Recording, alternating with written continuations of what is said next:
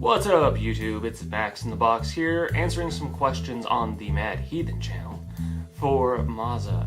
So, if you guys don't know what the Mad Heathen channel is,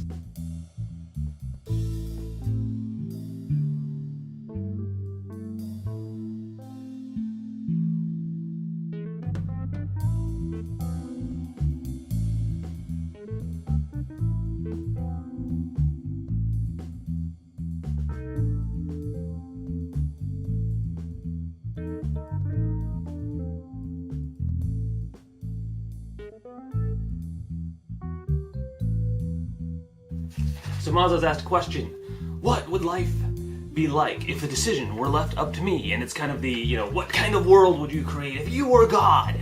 And so I'm going to go ahead and go through my half-baked ideas on this. And, to be perfectly frank, I haven't really thought too damn much about this, but I'll go through the sort of essentials of order of life events. You start out as a kid, you become an adult, you grow old, and I really like the idea of starting in innocence and helplessness and then going through the ability to self-sustain and be fully in control of yourself all the way into innocence and helplessness in the end. So I really think that's an interesting idea. I think it's kind of a very poetic idea, and I like it. However, had I the choice, I would never end up in the second state.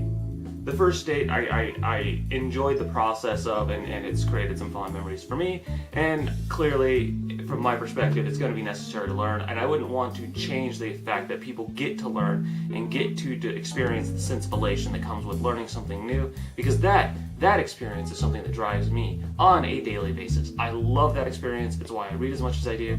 It's why I spend time having really interesting discussions with people on YouTube who hold opinions different than my own. There you go. There's order of life. Life expectancy, I think people should be able to live until they decide they don't want to live anymore, and at that point they can choose to be thrown in stasis, or they can choose to cease to exist. That's their choice. Who the hell am I to tell somebody that they can't die if they want to? Bridging across that to physics, I don't know enough about physics to be screwing with physics, so I won't be changing physics in my little universe. I'll let them work however they currently work. Biology, kind of a similar thing. I wouldn't really screw with biology, except for to take away the sort of needlessly suffering states in biology.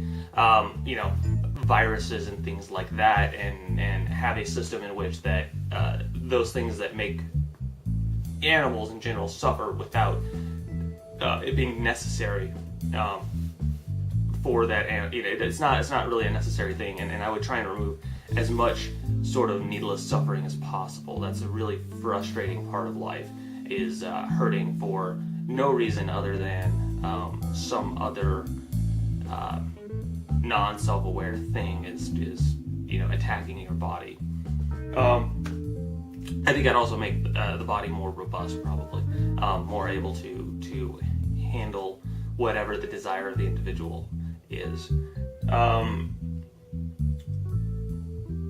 World population and technology go kind of hand in hand for me, because of the fact that I think I want to live in like a megatropolis, though not like a dirty ass megatropolis. I'm talking a entire world city, but where the technology is so far beyond that there's no problem with things being dirty. Everything can be essentially damn near sterile all the time, and because there won't be problems with biological agents and needing to have adaptive immune systems and things like that, it won't be a problem to live in a basically sterile environment all the time.